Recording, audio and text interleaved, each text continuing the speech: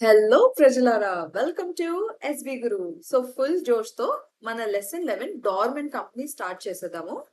2023 నుంచి ఇప్పటిదాకా పక్కాగా ఈ టాపిక్ నుంచి ఒక క్వశ్చన్ అడిగాడు. అట్లీస్ట్ 3 మార్క్స్ కానీ 5 మార్క్స్ కానీ వచ్చే ఛాన్సెస్ ఉన్నాయి.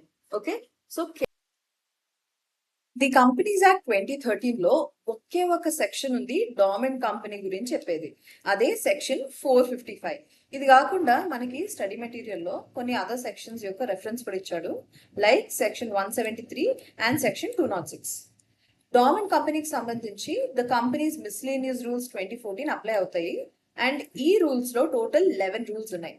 అందులో కూడా రూల్ 3 అండ్ రూల్ 8 చాలా చాలా ఇంపార్టెంట్. అండ్ ఎక్కడెక్కడైతే కంపెనీ పర్టికులర్ ఫీ పే చేయాలనేసి వస్తుందో అక్కడ మనం గుర్తుపెట్టుకోవాల్సింది ఏంటంటే that fee shall be as per the companies registration officers and fees rules 2014. ఇది కాకుండా ఈ పర్టికులర్ లెసన్ లో 5 ఇంపార్టెంట్ ఫార్మ్స్ గురించి డిస్కస్ చేశాడు. అవి ఎంఎస్సి 1, 2, 3, 4 అండ్ 5. ఎంఎస్సి అంటే మిస్లేనియస్ అని అర్థం. ఓకేనా, ఇప్పుడు మనం కాన్సెప్ట్ లోకి వెళ్దాము. Section 455 of the companies act 2013 ప్రకారంగా ఒక కంపెనీకి డార్మెంట్ కంపెనీ స్టేటస్ రావాలి అంటే 2 కేసెస్ ఉన్నాయి. ఒకటి, కంపెనీ తనంతట తను రిజిస్ట్రార్ కి ఒక అప్లికేషన్ చేస్తుంది డార్మెంట్ కంపెనీ స్టేటస్ ఇవ్వమని. లేదంటే రిజిస్ట్రార్ తనంతట తనే ఆ కంపెనీకి డార్మెంట్ స్టేటస్ అన్నది ఇస్తాడు. ఓకేనా, సో ఫస్ట్ కేసు ఏంటో చూద్దాం. ఫస్ట్ కేసులో ఏం చెప్పాను, కంపెనీ రిజిస్ట్రార్ కి అప్లికేషన్ చేస్తుంది. సో ఏ కంపెనీ అప్లికేషన్ చేయొచ్చు అంటే ఏ కంపెనీ అయితే కంపెనీస్ యాక్ట్ ప్రకారంగా ఇన్కార్పొరేట్ అయిందో, it can be a public unlisted company, private company అవ్వచ్చు, లేదా 1 పర్సన్ కంపెనీ ఓపీసీ అవ్వచ్చు.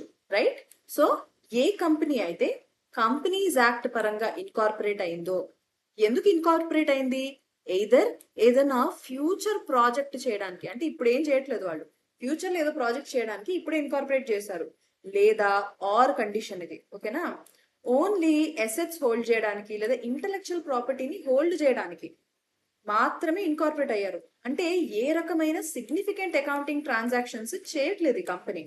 అలాంటి కేసెస్ లో అయినా, లేదా ఒకవేళ ఆ కంపెనీ ఇన్యాక్టివ్ ఉన్నా సరే, ఆ particular company is eligible for applying to this status of dormant company.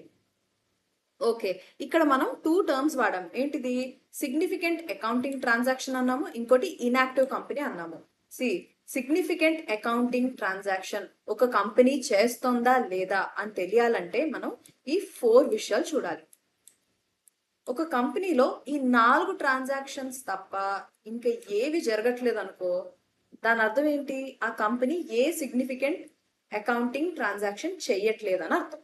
ఓకేనా, ఏంటివి, ఆ కంపెనీ ఓన్లీ రిజిస్ట్రార్ కి ఏదైతే ఫీ పే చేయాలో అదే చేస్తుంది, లేదా ఈ యాక్ట్ పరంగా కానీ వేరే అదర్ లా కి సంబంధించి రిక్వైర్మెంట్స్ ఫుల్ఫిల్ చేయడానికి పేమెంట్స్ చేస్తుంది, or allotment of shares to fulfil the requirements of this act, లేదా ఆఫీస్ ని కానీ రికార్డ్స్ ని కానీ మెయింటైన్ చేయడానికి పేమెంట్స్ చేస్తుంది. ఇవి తప్ప మిగతా ఏ ట్రాన్సాక్షన్స్ చేయనప్పుడు ఆ కంపెనీ సిగ్నిఫికెంట్ అకౌంటింగ్ ట్రాన్సాక్షన్ చెయ్యట్లేదని అర్థం. రైట్, నెక్స్ట్ ఇన్యాక్టివ్ కంపెనీ అంటే ఏంటి, వెరీ సింపుల్. ఈ 3 కేటగిరీస్ లో ఏది జరిగినా సరే ఆ కంపెనీని మనం ఇన్యాక్టివ్ కంపెనీ అని అంటాము. ఏంటవి, ఎయిదర్ ఆ కంపెనీ అసలు ఏ బిజినెస్ చేయట్లేదు, ఏ ఆపరేషన్స్ చేయట్లేదు, లేదా లాస్ట్ 2 కాన్సిక్యూటివ్ ఫైనాన్షియల్ ఇయర్స్ లో అది ఏ రకమైన సిగ్నిఫికెంట్ అకౌంటింగ్ ట్రాన్సాక్షన్ చేయట్లేదు, లేదా లాస్ట్ 2 కాన్సిక్యూటివ్ ఫైనాన్షియల్ ఇయర్స్ లో అది ఫైనాన్షియల్ స్టేట్మెంట్స్ ని కానీ యాన్యువల్ రిటర్న్స్ ని కానీ ఫైల్ చేయలేదు. సో ఈ 3 కండిషన్స్ లో ఆ కంపెనీని మనం ఇన్యాక్టివ్ కంపెనీ అని అంటాము.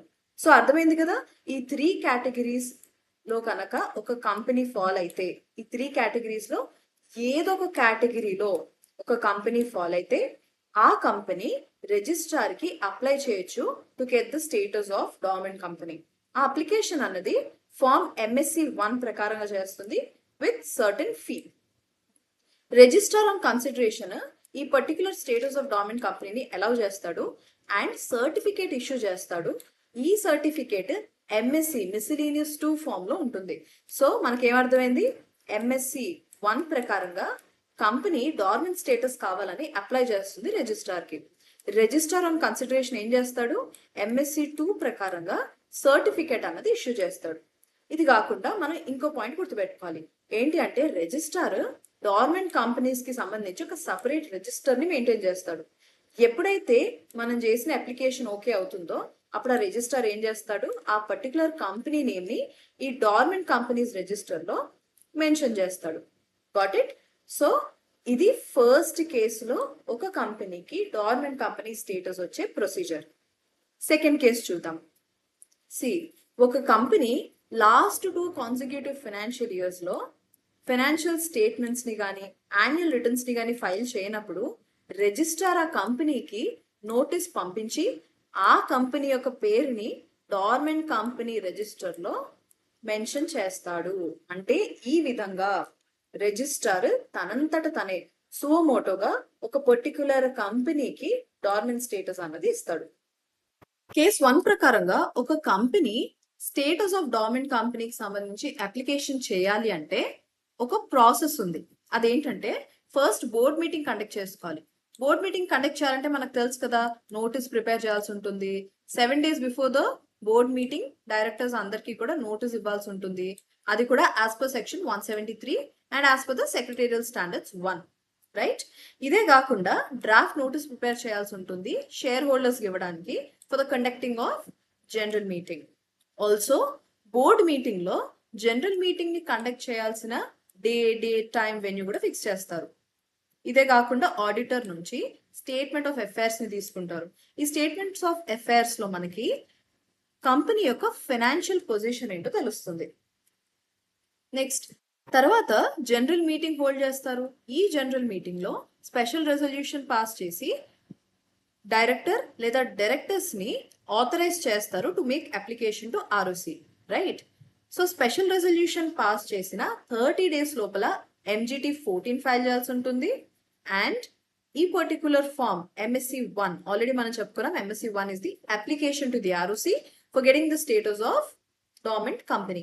ఇది చేయాల్సి ఉంటుంది. ఈ MSc 1 ఫామ్ తో పాటుగా కొన్ని అటాచ్మెంట్స్ వెళ్తాయి. ఏంటవి? బోర్డ్ రెజల్యూషన్ సంబంధించి special resolution, then MOA, AOA, statement of affairs వెళ్తుంది. దెన్ ఒకవేళ కంపెనీలో లోన్స్ ఏమైనా ఉంటే గనక లెండర్ నుంచి కాన్కరెన్స్ అంటే యాక్సెప్టెన్స్ తీసుకోవాల్సి ఉంటుంది. అది కూడా అటాచ్మెంట్ లా వెళ్తుంది. Then latest financial statement, annual return, then company NOC కూడా తీసుకోవాల్సి ఉంటుంది ఫ్రమ్ రెగ్యులేటరీ అథారిటీ ఒకవేళ ఆ కంపెనీ ఏదైనా అథారిటీ ద్వారా రెగ్యులేట్ అయితే కనుక. Then there are few certificates. ఏంటివి? ఆ కంపెనీ ఏ వర్క్మెన్ కి సంబంధించి కూడా పేమెంట్స్ డ్యూ చేయలేదు అండ్ ఏ టాక్సెస్, డ్యూటీస్ కానీ అవుట్ స్టాండింగ్ లేవు. మా కంపెనీలో ఏ ఇన్స్పెక్షన్, ఎంక్వైరీ, ఇన్వెస్టిగేషన్ జరగట్లేదు. మా కంపెనీకి సంబంధించి ఏ ప్రాసిక్యూషన్ లేదు అనేసి సర్టిఫికేట్ కూడా అటాచ్ చేయాల్సి ఉంటుంది. ఆఫ్టర్ దిస్ ఒకవేళ ROC గనక సాటిస్ఫై అయితే ROC ఏం చేస్తాడు? MSc 2 ఫామ్ ప్రకారంగా సర్టిఫికేట్ ఇష్యూ చేస్తాడు by allowing the status of a dormant company to that particular company. గుర్తుపెట్టుకోండి, ఈ 8 కేసెస్ లో ఏ జరిగినా సరే రిజిస్ట్రార్ ఈ స్టేటస్ ఆఫ్ డార్మెంట్ కంపెనీని ఇవ్వడు. ఇది మన rule 3 of the companies miscellaneous rules 2014 లో ఇచ్చారు. ఓకేనా? ఏంటవి? ఒకవేళ కంపెనీలో ఇన్స్పెక్షన్, ఎంక్వైరీ, ఇన్వెస్టిగేషన్ జరుగుతుంటే అప్పుడు రిజిస్ట్రార్ స్టేటస్ అనేది గ్రాంట్ చేయడు. నెక్స్ట్ ప్రాసిక్యూషన్ జరుగుతున్నా లేదా కంపెనీ పబ్లిక్ డిపాజిట్స్ తీసుకొని and if there is any outstanding or company default చేసింది ఇంట్రెస్ట్ పే చేయడానికి or there is any outstanding loan, secured కావచ్చు, అన్సెక్యూర్డ్ కావచ్చు. కానీ అన్సెక్యూర్డ్ సిచ్యువేషన్ లో ఏంటి అంటే కంపెనీ తన లెండర్ నుంచి కాన్కరెన్స్ తీసుకోవచ్చు, అంటే యాక్సెప్టెన్స్ తీసుకొని అప్పుడు ఫైల్ చేయొచ్చు, అప్పుడు గ్రాంట్ చేసే అవకాశాలు ఉన్నాయి. దెన్ డిస్ప్యూట్స్, మేనేజ్మెంట్ సంబంధించి, ఓనర్షిప్ కి సంబంధించి ఏదైనా డిస్ప్యూట్స్ అవుతున్నాయి అనుకో అప్పుడు కూడా రిజిస్ట్రార్ గ్రాంట్ చెయ్యడు. Next out standing statutory taxes, duties payable to central government or any state government or local authorities. There is default in payment of its workmen's dues. The company is a listed company. Within or outside India. అందుకే మనం starting లోనే చెప్పుకున్నాం public unlisted companies కే ఇది apply అవుతుంది అనేసి, right? Once ఒక కంపెనీకి government company status వచ్చాక ఈ 7 కంప్లైన్సెస్ అన్నవి ఖచ్చితంగా చేయాల్సి ఉంటుంది. ఫస్ట్ ఇదేంటి? Minimum number of directors. Rule 6 of the companies miscellaneous rules 2014 లో ఈ ఫస్ట్ పాయింట్ అన్నది చెప్పారు. ఏంటది? Minimum number of directors. ఒక గవర్నమెంట్ కంపెనీలో కనీసం, ఒకవేళ అది పబ్లిక్ కంపెనీ అయితే అట్లీస్ట్ 3 డైరెక్టర్స్ ఉండాలి, ప్రైవేట్ కంపెనీ అయితే అట్లీస్ట్ 2 డైరెక్టర్స్ ఉండాలి, అండ్ 1 పర్సన్ కంపెనీ ఓపీసీ అయితే కనీసం 1 డైరెక్టర్ అన్నది ఉండాలి. నెక్స్ట్ రూల్ 7 ప్రకారంగా it should file few returns. ఏంటిది? ఒకవేళ ఆ కంపెనీ గనక సెక్యూరిటీ అలాట్ చేస్తే ఎవరికైనా సరే, అప్పుడు అది దానికి సంబంధించిన రిటర్న్ అనేది ఫైల్ చేయాల్సి ఉంటుంది. ఒకవేళ ఆ కంపెనీలో డైరెక్టర్స్ కనుక చేంజ్ అయితే దానికి సంబంధించిన రిటర్న్స్ కూడా ఫైల్ చేయాల్సి ఉంటుంది. Next board of directors meeting. General గా నార్మల్ కంపెనీకి ఉన్నట్టుగా 4 మీటింగ్స్ ఈ కంపెనీ కండక్ట్ చేయక్కర్లేదు. At least 2 meetings in year conduct చేస్తే చాలు. మన స్టడీ మెటీరియల్ లో ఇచ్చిన లాంగ్వేజ్ ఏంటంటే at least 1 meeting in every half year. The gap between 2 meetings should not be less than 90 days. Next ఏంటి? Tenure to remain dormant. ఒక్కసారి dormant company status వచ్చాక consecutive 5 years వరకు మాత్రమే నువ్వు డార్మెంట్ కంపెనీగా ఉండొచ్చు. ఈ లోపల ఎయిదర్ నువ్వు యాక్టివ్ అయినా అయిపోవాలి, లేదా నువ్వు స్ట్రైక్ ఆఫ్ కైనా అప్లై చేయాలి. ఒకవేళ నువ్వు ఈ రెండిట్లో ఏది చేయలేదు అనుకో, అప్పుడు ఆఫ్టర్ 5 consecutive years రిజిస్ట్రార్ ఈ కంపెనీకి సంబంధించిన పేరుని స్ట్రైక్ ఆఫ్ చేసే అవకాశాలు ఉంటాయి. Got it? Next file return of dormant company. Return of dormant company అనేసి రూల్ 7 లో చెప్పారనమాట. ఈ పర్టిక్యులర్ ఫామ్ ని ఫైల్ చేయాల్సి ఉంటుంది. అదే MSc 3. సో ఇప్పటి వరకు మనం MSc 1 చూసాము. అదేంటి? అప్లికేషన్ చేస్తుంది కంపెనీ ROCకి. దెన్ MSc 2 చూసాము. అదేంటిది? రిజిస్ట్రార్ సర్టిఫికేట్ ఇస్తాడు for the status of dormant company. ఇప్పుడు మనం చూస్తుంది ఫామ్ MSc 3. ఇది యాన్యువల్ గా, అంటే ఎవ్రీ ఇయర్ కంపెనీ ఫైల్ చేసే రిటర్న్ ఆఫ్ డార్మెంట్ కంపెనీ. ఇందులో మనకి ఫైనాన్షియల్ పొజిషన్ ఏంటో ఇండికేట్ చేస్తాం అనమాట. Duly audited by chartered accountant in practice along with such annual fee as provided the companies registration officers and fees rules 2014. సరే, ఇది 30 days from the end of each financial year file చేయాల్సి ఉంటుంది. Got it? Then cash flow statements ని enclose చేయాల్సిన అవసరం లేదు in the annual accounts. And rule 6 ప్రకారంగా auditors ని రొటేట్ చేసే అవసరం కూడా లేదు. అర్థమైందా? సో ఈ కంప్లైన్సెస్ అనేది ఖచ్చితంగా చేయాల్సి ఉంటుంది. Next is procedure to obtain the status of active company from dormant company. Say for example, ఒక కంపెనీకి డార్మెంట్ కంపెనీ స్టేటస్ వచ్చింది. లేటర్ ఆన్ అది మళ్ళీ యాక్టివ్ కంపెనీ అవ్వాలంటే ఎలా? దానికి సంబంధించిన ప్రాసెస్ ఇది.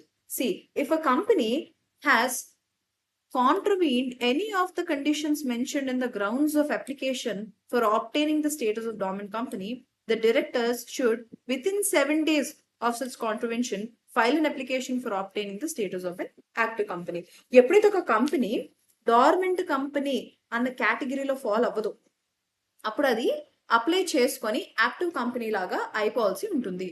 దీనికి సంబంధించి మనకి ఫామ్ MSc 4 ఇచ్చాడు. అర్థమైందా? It is an application which shall be made for obtaining the status of an active company from dormant company before the end of 5 consecutive years from the date of becoming a dormant company. ఓకేనా? So again మళ్ళీ చెప్పుకుందాం. మనం MSc 1 వచ్చేసరికి ఏంటది? Company apply చేస్తుంది ROCకి for obtaining the status of dormant company. MSc 2 వచ్చేసరికి registrar certificate ఇస్తాడు డార్మెంట్ కంపెనీ స్టేటస్ వచ్చింది అనేసి. దెన్ MSc 3 వచ్చేసరికి ఏంటిది? Annually every year company form file చేస్తుంది indicating its financial position. Then ఎప్పుడైతే డార్మెంట్ కంపెనీ యాక్టివ్ కంపెనీ లాగా మారాలనుకుంటుందో అప్పుడు అది MSc 4 ప్రకారంగా అప్లికేషన్ చేస్తుంది. గుడ్. నెక్స్ట్ చూద్దాం. The registrar can take action to remove the company from the list of dormant companies. if it is observed that the company has contravened the conditions for granting the dormant company status after carrying out an inquiry under section 206 of the Companies Act, and after giving a notice and a reasonable opportunity of being heard, and it is found that the company has actually been active, the ROC can remove the name of such company from register of dormant companies and treat it as an active company. So company apply చేయొచ్చు, లేదా registrar కూడా if it finds that ఈ company active company అయింది అన్నప్పుడు registrar కూడా తన పేరును ఈ డార్మెంట్ కంపెనీ రిజిస్టర్ నుంచి తీసేసి దాన్ని యాక్టివ్ కంపెనీ లాగా కన్సిడర్ చేస్తుంది. నెక్స్ట్, సో ఒక్కసారి మళ్ళీ ప్రొసీజర్ చూద్దాం మనం. యాక్టివ్ కంపెనీలో అవ్వాలంటే ఆబ్వియస్లీ సెక్షన్ 173 ప్రకారంగా నోటీస్ ఇవ్వడం and all of that, resolution pass చేయాల్సి ఉంటుంది. ఏంటది? To make an application with the registrar of companies for obtaining status of government company as an active company, to authorise a director to make an application and sign the documents or forms and to complete all the formalities relating to the application. సరేనా? తర్వాత ఏంటి? MSc 3, MSc 4 కూడా చేయాల్సి ఉంటుంది. 2 file చేయాలి. తర్వాత certificate for active company. ROC after considering ఏం చేస్తాడు? ఫామ్ ఎంఎస్సి 5 ప్రకారంగా సర్టిఫై చేస్తాడు as an active company. Okay, got it. ఇప్పుడు మనకి ఆల్ ద 5 ఫార్మ్స్ అర్థమయ్యాం కదా. ఎంఎస్సి 1 మళ్ళీ మళ్ళీ మళ్ళీ మళ్ళీ చెప్పుకుందాం మనం, సో దట్ గుర్తుంటుంది. ఎంఎస్సి 1 ప్రకారంగా ఏంటి? కంపెనీ రిజిస్ట్రార్ కి అప్లై చేస్తుంది for getting the status of dormant company. MSC 2 ప్రకారంగా ఏంటి? రిజిస్ట్రార్ సర్టిఫై చేస్తాడు as a dormant company. Then MSC 3 ప్రకారంగా యాన్యువల్లీ ఫైల్ చేస్తుంది company for indicating the financial status or financial position of that particular company. తర్వాత ఏంటి? MSC 4 ప్రకారంగా ఎప్పుడైతే ఒక కంపెనీ యాక్టివ్ కంపెనీ స్టేటస్ కావాలనుకుంటుందో అప్పుడు అది ఏ ఫామ్ ఫైల్ చేస్తుంది? MSC 4. Then once register satisfy అయితే on considering that particular application ఏం చేస్తాడు ROC? he'll give certificate allowing the status of an active company. అది కూడా ఏ ఫామ్ ప్రకారంగా? ఎంఎస్సి 5 ప్రకారంగా. Very good. నెక్స్ట్ చూద్దాం. C, if a company failed to comply with the requirements of section 455, అప్పుడు register ఏం చేయొచ్చు? ఆ కంపెనీ పేరుని స్ట్రైక్ ఆఫ్ చేసేయచ్చు. Then what? ఒకవేళ కాన్సిక్యూటివ్ 5 years ఒక డార్మెంట్ కంపెనీ లాగే ఉందనుకో, అప్పుడు ఆ 5 years అయిపోయిన తర్వాత రిజిస్టర్ ఆ కంపెనీ పేరుని స్ట్రైక్ ఆఫ్ చేసేస్తాడు. రైట్? సో కేసులో ఆయన ఇల్లస్ట్రేషన్స్ కూడా ఇచ్చాడు. ఊరికే I think you can just read it, ఇదేం పెద్ద కష్టమైందేం కాదు. రైట్? నెక్స్ట్కి వెళ్ళిపోదాం. Advantages of dormant companies under companies act 2013. ఇది కూడా dormant company offers excellent advantage to the promoters who want to hold an asset or intellectual property under the corporate sheet for its usage at a later stage. ఇంకేం చెప్తున్నాడు? assets the company in projecting or more positive image to potential consumers అంటున్నాడు. Then annual return కి సంబంధించి కూడా మనకి simplified form ఉంది MSc 3, దీని ప్రకారంగా చేయాల్సి ఉంటుందని చెప్తున్నాడు. తర్వాత ఏంటి? ట్యాక్సెస్ కూడా పే చేయక్కర్లేదు until it is reactive. So ఈ విధంగా క్యాష్ ఫ్లో స్టేట్మెంట్స్ ఫైల్ చేయక్కర్లేదు. దెన్ రొటేషన్ ఆఫ్ ఆడిటర్స్ చేయక్కర్లేదు. లోవర్ స్టాట్యూటరీ కంప్లైన్సెస్ ఉంటాయి. 4 బోర్డ్ మీటింగ్స్ కండక్ట్ చేయక్కర్లేదు, 2 చేస్తే చాలు. ఏజిఎం కూడా యాన్యువల్లీ కండక్ట్ చేయక్కర్లేదు. Also it is easier for dormant companies to reacquire its active status. అవునా కదా? సో ఇవన్నీ కూడా బెనిఫిట్స్ మనకి. నెక్స్ట్ వచ్చేసరికి స్పెసిమెన్ రెజల్యూషన్స్, ఇవి కూడా ఇంపార్టెంటే. ఫస్ట్ ఏంటి? Draft board resolution for obtaining status of dormant company. So ఇది ఒకసారి మీరు చదవచ్చు, ఇట్స్ వెరీ సింపుల్. నెక్స్ట్ ఏంటి? స్పెషల్ రెజల్యూషన్, దాంట్లో ఏముంటుంది అది కూడా ఇక్కడ మెన్షన్ చేశారు. తర్వాత board resolution for dormant active company, simple. Next ఇది యాజ్ ఇట్ ఈజ్ నేను యాక్ట్ అండ్ రూల్స్ లో ఉన్న సెక్షన్స్ కానీ రూల్స్ లో కానీ ఉన్న లాంగ్వేజ్ ని పెట్టేశాను ఇక్కడ జస్ట్ ఫర్ రెఫరెన్స్ పర్పస్.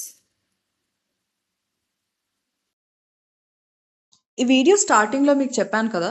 2023 నుంచి ఇప్పటిదాకా ప్రతి క్వెషన్ పేపర్‌లో ఈ టాపిక్‌కి సంబంధించి ఒక క్వెషన్ అడిగాడు. సో, వీటికి సంబంధించి ఒక సెపరేట్ వీడియోలో డిస్కస్ చేశాను. Please check out that video. And that's it. Thank you so much.